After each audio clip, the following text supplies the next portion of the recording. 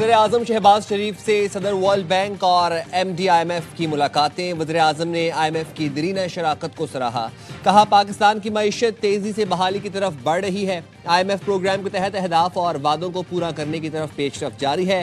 हालिया सैलाब के मईशत पर असरात को IMF के जायजे में शामिल किया जाना चाहिए।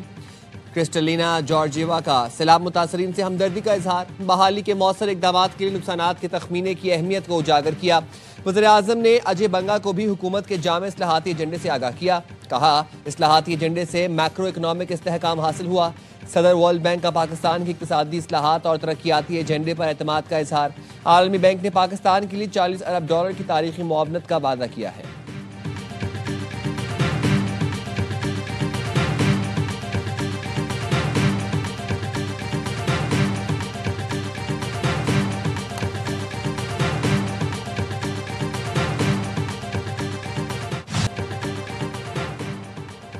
पाकिस्तान स्टॉक मार्केट तारीख की बुलंद तरीन सतह पर पहुंच गई। 1,59,000 की सतह भी अबूर। 100 इंडेक्स में 1,085 पॉइंट्स का इजाफा। इंडेक्स 1,59,090 पॉइंट्स पर पहुंच गया।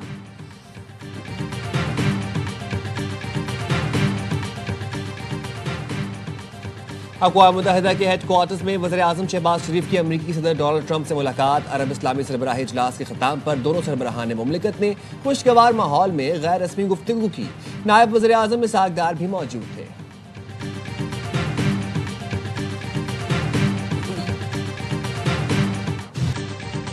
वज़ीर आज़म शहबाज शरीफ कहते हैं अमरीकी सदर डोनाल्ड ट्रंप अमन के दाई हैं। वो दुनिया में अमन कायम करना चाहते हैं। सदर ट्रंप ने जनरल असेंबली से खिताब में अमन के लिए कोशिशों का तज़किरा किया। पाकिस्तान और भारत में जंगबंदी में सदर ट्रंप और उनकी टीम का अहम किरदार है। अमरीकी मीडिया ने दावा किया है कि अमरीका चाहता है मुस्लिम मुल्क गाजा में फौज भेजने पर आमादा हो ताकि इसराइल इनखला कर सके।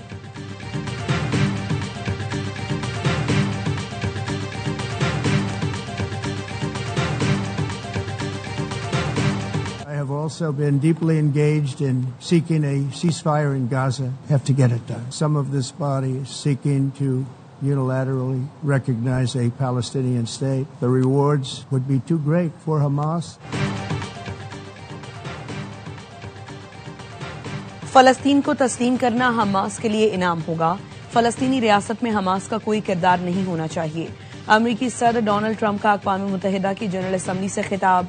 कहा गजा में अब जंग बंद हो जानी चाहिए। अक़वाम मुत्तहिदा ने जंगें रोकने के लिए कुछ नहीं किया। मैंने 7 जंगें रोकी। अमन कोशिशें नोबेल इनाम के लिए नहीं कर रहा। सब समझते हैं अमन कोशिशों पर मुझे नोबेल इनाम मिलना चाहिए। डोनाल्ड ट्रंप की भारत पर भी कड़ी तनकीद। कहा रूस से तेल खरीद कर पुतिन को मजबूत कर रहा है।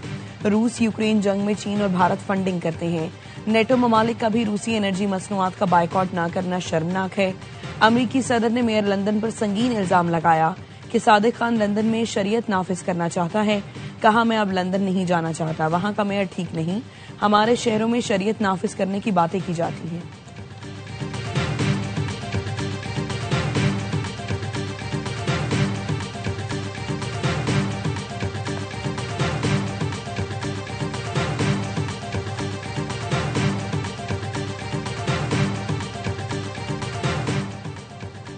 ट्रंप गाजा जंग रोकने पर ही नोबेल अमन इनाम के मुस्तहिक होंगे। फ्रांसीसी सदर का इंटरव्यू।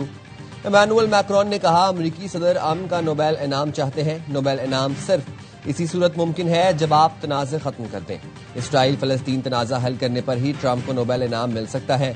अमरीकी सदर की फ्रांसीसी हम मनसब से मुलाकात।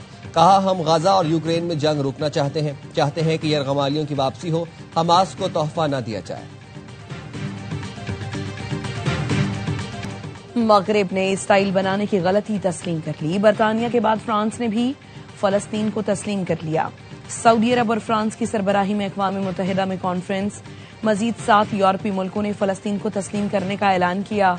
बरतानिया समेत कई मुल्कों ने फलस्तीन को तस्लीम करने का ऐलान दोहराया। इजलास में पुरजोश तालियां बजाई गई, एक दूसरे से गले मिले। सऊदी वजीर खारजा ने हथौड़ी मारकर फलस्तीन को तस्लीम करने के ऐलानात का खैर मकदम किया। फलस्तीन को रियासत तस्लीम करने वाले मुल्कों की तादाद 150 हो गई। फ्रांस के सदर ने ऐलान को हमास की शिकस्त करार दिया। कहा हम मजीद इंतजार नहीं कर सकते। वक्त आ गया है कि गजा जंग मुकम्मल तौर पर खत्म की जाए। सऊदी वजीर खारिजा ने कहा, खित्ते में पायदार अमन के लिए 2 रियासती हल वाहिद रास्ता है।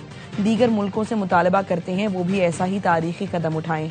पाकिस्तान का फलस्तीनी रियासत तस्लीम करने के ऐलानात का खैर मकदम नायब वजीर खारिजा इसहाक डार ने कहा, ये ऐलान फलस्तीनी अवाम के जायज हुकूक की फतह है।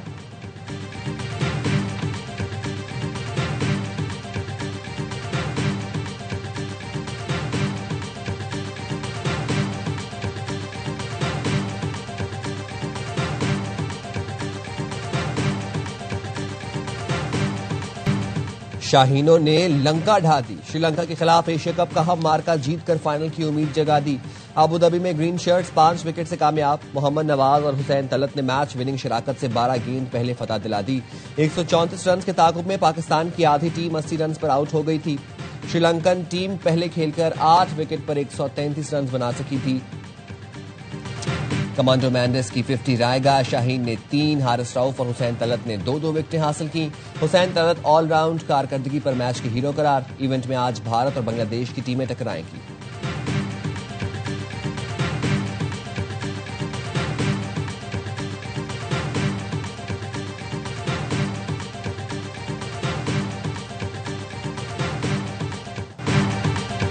जीते हैं, लेकिन इस मैच में भी छोटे से वक्फे में 4 विकेटें गंवा दी थी। कौमी टीम के कप्तान सलमान अली आगा की मैच के बाद गुफ्तगू, कहा, हुसैन और नवाज की शराकत जबरदस्त रही।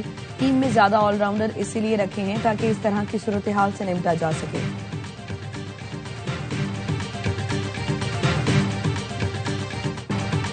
कंडीशन आसान नहीं थी, जानता था पिच पर थोड़ा वक्त गुजार लिया तो बाउंड्रियां भी लगेंगी। श्रीलंका के खिलाफ मैच के हीरो हुसैन तलत कहते हैं, गर्मी बहुत ज्यादा थी, मेरी हालत खराब हुई तो नवाज से कहा तुम चार्ज करो। नवाज ने जिस तरह फिनिश किया वो तारीफ के काबिल है।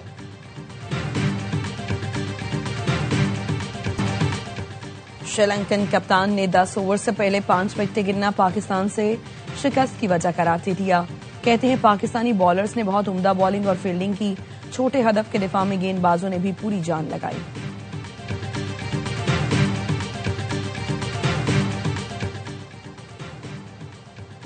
इब्रार बने हसारंगा तो हसारंगा बन गए इब्रार।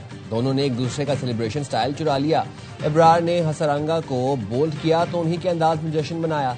श्रीलंका की बॉलिंग आई तो हसारंगा ने पाकिस्तानी बल्लेबाज को आउट करके इब्रार के स्टाइल में सेलिब्रेट किया।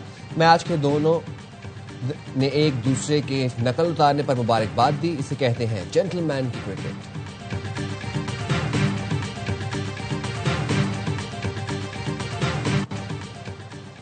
मेरी पूरी सपोर्ट आपके साथ है। चेयरमैन पीसीबी मोहसिन नकवी ने टेस्ट कप्तान शान मसूद की पीठ थपथपा दी।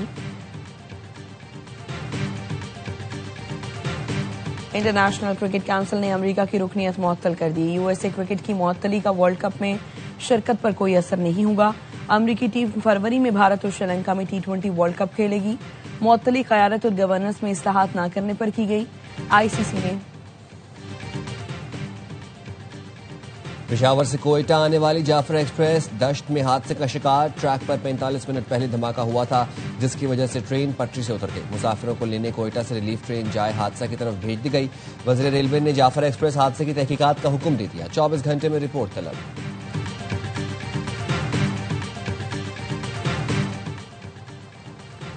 जेहलुम में सीसीडी और मोटरसाइकिल सवार मुल्जिमान में फायरिंग का तबादला।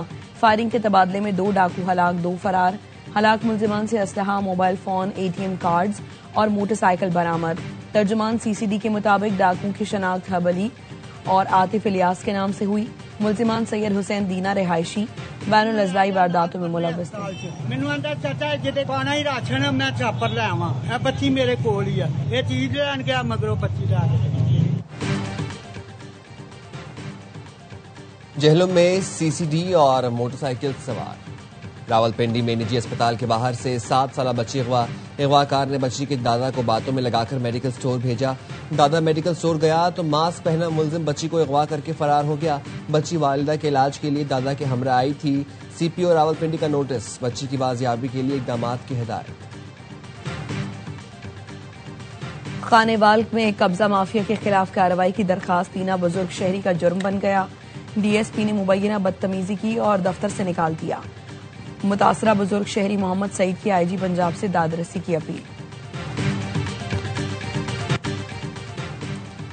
आज़रबाईजान से भारत जाने वाली गैर मुल्की परवाज की कराची में इमरजेंसी लैंडिंग। सिल्कवे एयरलाइन की परवाज बाकू से चेन्नई जा रही थी। भारतीय फजाई हदूद में तैयारे में फनी खराबी हुई। पायलट ने करीब तरीन ATC से राब्ता करके लैंडिंग की इजाजत मांगी। इजाजत मिलने पर तैयारे ने कराची एयरपोर्ट पर बाहिफाजत लैंडिंग की।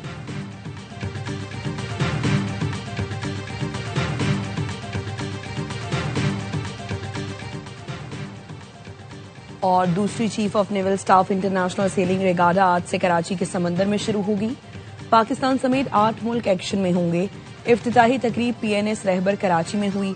Commander Karachi vice admiral Faisal Abbasi ने बताया पाकिस्तान, मिस्र, ईरान, मलेशिया, श्रीलंका और थाईलैंड के 19 खिलाड़ी जौहर दिखाएंगे।